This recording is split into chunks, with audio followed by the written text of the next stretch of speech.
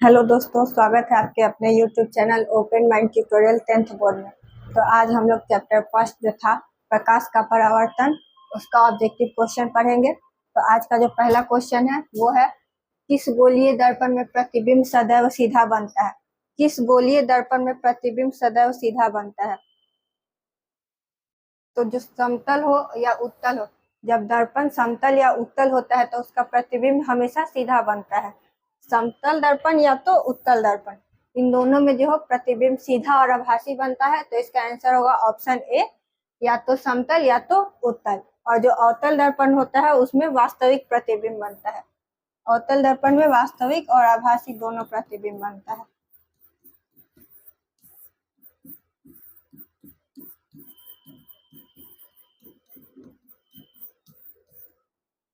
और जो समतल या उत्तल होता है उसमें हमेशा जो होता है वो प्रतिबिंब सीधा और आभासी बनता है।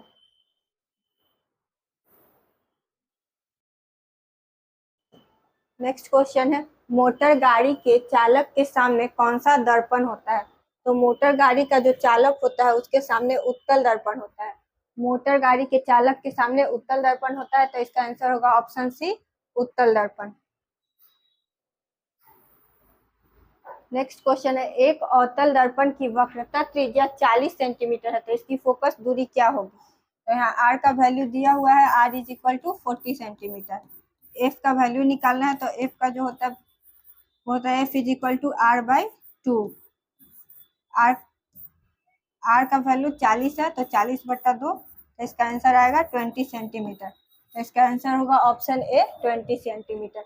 वक्रता त्रिज्या जो होती है वो फोकस दूरी की आधी होती है, तो फोकस दूरी जो होगी वो 20 सेंटीमीटर होगी।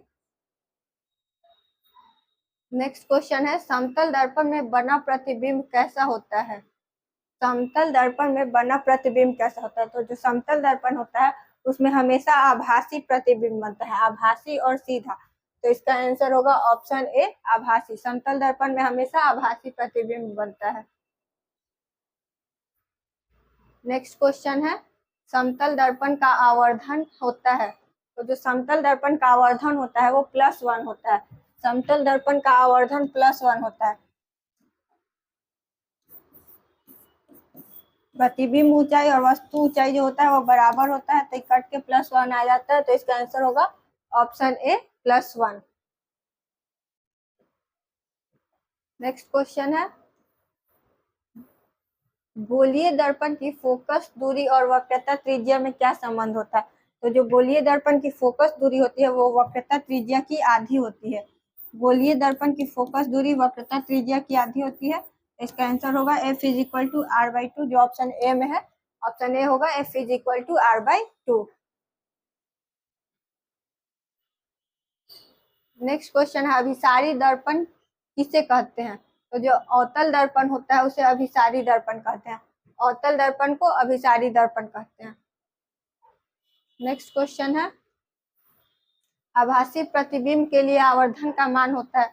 तो जो आभासी प्रतिबिंब होता है उसके लिए आवर्धन का मान हमेशा धनात्मक होता है। तो इसका आंसर होगा ऑप्शन ए, धनात्मक। आभासी प्रतिबिंब के लिए धनात्मक होता है और जो वास्तविक प्रतिबिंब होता है उसके लिए आवर्धन का मान ऋणात्मक होता है। नेक्स्ट क्वेश्चन है, वास्तविक प्रतिबिंब के लिए आवर्धन होता है। तो जो वास्तविक प्रतिबिंब होता है उसके लिए आवर्धन का मान ऋणात्मक होता है। तो इसका आंसर होगा ऑप्शन बी, ऋणात्मक। वास्तविक प्रतिबिंब के लिए आवर्धन का मान ऋणात्मक होता है। नेक्स्ट क्वेश्चन है, समतल दर्पण की फोकस दूरी होती है। तो जो समतल दर्पण की फोकस दूरी होती है वो अनंत होती है। समतल दर्पण की फोकस दूरी अनंत होती है, तो इसका आंसर होगा ऑप्शन डी, अनंत। नेक्स्ट क्वेश्चन है, अवतल दर्पण के लिए फोकस दूरी का मान होता है। तो जो अवतल दर्पण की फोकस दूरी का मान होता है वो हमेशा ऋणात्मक होता है। अवतल दर्पण की फोकस दूरी हमेशा ऋणात्मक होता है। ऋणात्मक इसलिए होता है क्योंकि अवतल दर्पण की फोकस दूरी होती है वो मूल बिंदु से बाईं ओर मापी जाती है, और निर्देशांक चिन्ह परिपाटी के अनुसार मूल बिंदु से बाईं ओर मापी गई सभी दूरियां ऋणात्मक होती है। तो अवतल दर्पण की फोकस दूरी जो होगी वो ऋणात्मक होगी, और उत्तल दर्पण की जो फोकस दूरी होती है वो धनात्मक होती है।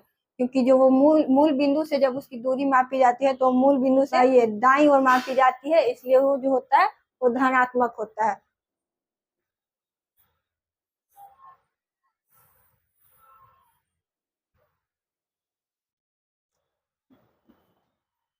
नेक्स्ट क्वेश्चन है उत्तल दर्पण की फोकस दूरी होगी। तो जो हम पहले भी बताए हैं, उत्तल दर्पण की फोकस दूरी धनात्मक होती है, तो इसका आंसर होगा ऑप्शन ए धनात्मक, क्योंकि जो है मूल बिंदु से दाईं ओर मापी जाती है, इसलिए इसका आंसर होगा सदैव धनात्मक। नेक्स्ट क्वेश्चन है अवतल दर्पण का आवर्धन संभव है। तो अवतल दर्पण का जो आवर्धन होता है वो धनात्मक और ऋणात्मक दोनों होता है। अवतल दर्पण का आवर्धन धनात्मक और ऋणात्मक दोनों होता है, क्योंकि अवतल दर्पण में आभासी और वास्तविक दोनों प्रतिबिंब बनता है, इसलिए इसका आवर्धन जो होगा धनात्मक और ऋणात्मक दोनों होगा।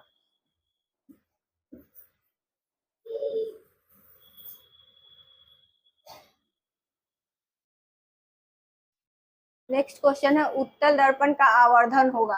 तो जो उत्तल दर्पण का आवर्धन होता है वो हमेशा धनात्मक होता है। उत्तल दर्पण का आवर्धन हमेशा धनात्मक होता है, क्योंकि उसमें आभासी प्रतिबिंब बनता है, और आभासी प्रतिबिंब के लिए आवर्धन का मान हमेशा धनात्मक होता है।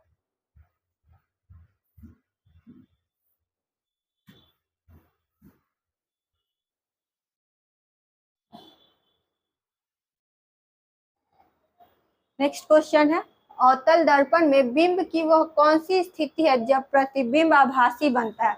अवतल दर्पण में वस्तु की वह कौन सी स्थिति है जब प्रतिबिंब जो है वो आभासी बनता है। तो जब अवतल दर्पण में बिंब जो वस्तु जो है वो ध्रुव और फोकस के बीच स्थित होती है, तो उसका प्रतिबिंब आभासी बनता है। वस्तु की स्थिति जो होगी वो ध्रुव और फोकस के बीच होगी। जब वस्तु की स्थिति ध्रुव और फोकस के बीच होगी तो इसका जो प्रतिबिंब बनेगा वो आभासी बनेगा, तो इसका आंसर होगा ऑप्शन बी, जब वस्तु ध्रुव और फोकस के बीच स्थित हो। नेक्स्ट क्वेश्चन है किस दर्पण में आभासी एवं वास्तविक दोनों प्रकार के प्रतिबिंब बनते हैं। तो जो अवतल दर्पण होता है उसमें वास्तविक और आभासी दोनों प्रतिबिंब बनता है, इसका आंसर होगा ऑप्शन बी अवतल। और जो समतल और उत्तल दर्पण होता है उसमें आभासी प्रतिबिंब बनता है।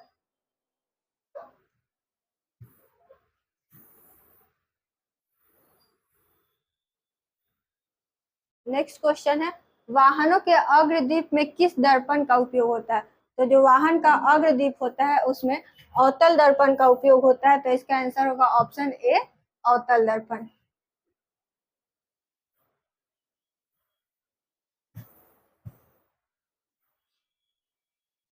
नेक्स्ट क्वेश्चन है किस दर्पण को अपसारी दर्पण कहा जाता है। तो उत्तल दर्पण को अपसारी दर्पण कहा जाता है, उत्तल दर्पण को अपसारी दर्पण कहा जाता है, और जो अवतल दर्पण होता है उसे अभिसारी दर्पण कहा जाता है।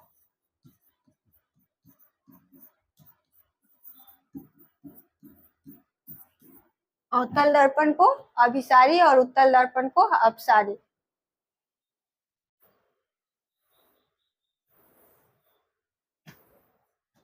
नेक्स्ट क्वेश्चन है वाहनों के साइड मिरर के रूप में किस दर्पण का उपयोग होता है। तो जो वाहन का साइड मिरर होता है उसमें उत्तल दर्पण का उपयोग होता है। वाहनों के साइड मिरर में उत्तल दर्पण का उपयोग होता है, तो इसका आंसर होगा ऑप्शन सी उत्तल दर्पण। नेक्स्ट क्वेश्चन है वास्तविक प्रतिबिंब का निर्माण किस दर्पण में होता है। तो जो वास्तविक प्रतिबिंब होता है वो हमेशा अवतल दर्पण में बनता है। वास्तविक प्रतिबिंब का निर्माण हमेशा अवतल दर्पण में होता है, और उत्तल और समतल दर्पण में हमेशा आभासी प्रतिबिंब का निर्माण होता है, तो इसका आंसर होगा ऑप्शन बी अवतल दर्पण। नेक्स्ट क्वेश्चन है अवतल दर्पण का परावर्तक सतह होता है। तो जो अवतल दर्पण का परावर्तक सतह होता है वो दबा हुआ होता है।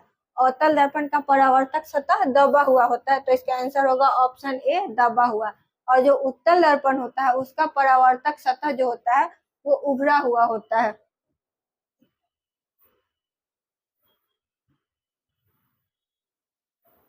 नेक्स्ट क्वेश्चन है समतल दर्पण में किस प्रकार का प्रतिबिंब बनता है। तो समतल दर्पण में हमेशा आभासी प्रतिबिंब बनता है, तो इसका आंसर होगा ऑप्शन ए आभासी।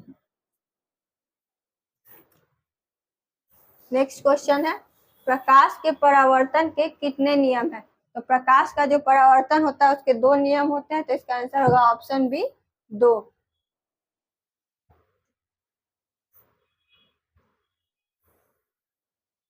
नेक्स्ट क्वेश्चन है, आपतन कोण I और परावर्तन कोण R में क्या संबंध होता है? तो परावर्तन का जो दूसरा नियम होता है उसके अनुसार आपतन कोण और परावर्तन कोण का मान बराबर होता है, तो इसका आंसर होगा ऑप्शन ए, वो भी परावर्तन के दूसरे नियम से I = R।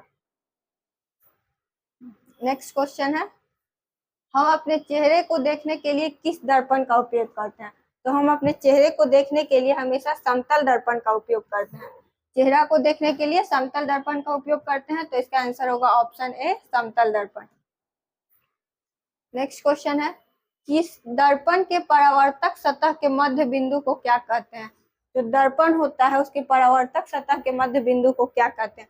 तो दर्पण का जो परावर्तक सतह होता है उसके मध्य बिंदु को ध्रुव कहते हैं, तो इसका आंसर होगा option A, Dhruv. Next question है, अवतल दर्पण में यदि बिंब की स्थिति वक्रता केंद्र और अनंत के बीच स्थित हो तो उसका प्रतिबिंब कहाँ बनेगा? जब वस्तु जो है वो वक्रता केंद्र और अनंत के बीच स्थित होगी तो उसका प्रतिबिंब कहाँ बनेगा? तो उसका जो प्रतिबिंब है वो फोकस और वक्रता केंद्र के बीच बनेगा, इसका आंसर होगा ऑप्शन बी, वक्रता केंद्र और अनंत के बीच। नेक्स्ट क्वेश्चन है, बिंब की किस स्थिति में अवतल दर्पण द्वारा प्राप्त प्रतिबिंब आभासी होता है? बिंब की किस स्थिति में अवतल दर्पण द्वारा प्राप्त प्रतिबिंब आभासी होता है? तो जब वस्तु ध्रुव और फोकस के बीच स्थित होती है तो उसका जो प्रतिबिंब प्राप्त होता है वो आभासी होता है। वस्तु जब ध्रुव और फोकस के बीच स्थित होगी तो उसका प्रतिबिंब आभासी प्राप्त होगा, तो इसका आंसर होगा ऑप्शन बी, जब वस्तु दर्पण के ध्रुव और फोकस के बीच स्थित हो। नेक्स्ट क्वेश्चन है, पर्दे पर प्राप्त किया जा सकता है? तो पर्दे पर हमेशा वास्तविक प्रतिबिंब को प्राप्त किया जा सकता है, तो इसका आंसर होगा ऑप्शन बी, वास्तविक प्रतिबिंब, और आभासी प्रतिबिंब को कभी भी पर्दे पर प्राप्त नहीं किया जा सकता है। नेक्स्ट क्वेश्चन है, वस्तु दूरी, प्रतिबिंब दूरी तथा फोकस दूरी में क्या संबंध है? वस्तु दूरी, प्रतिबिंब दूरी और फोकस दूरी में क्या संबंध है? तो वस्तु दूरी, प्रतिबिंब दूरी और फोकस दूरी में ये संबंध है, 1/u + 1/v = 1/f। 1/u + 1/v = 1/f, तो इसका आंसर होगा option A, 1/v + 1/u = 1/f। इसे जो है दर्पण सूत्र भी कहते हैं। तो आज के लिए इतना ही, आगे हम लोग कल पढ़ेंगे। Thank you.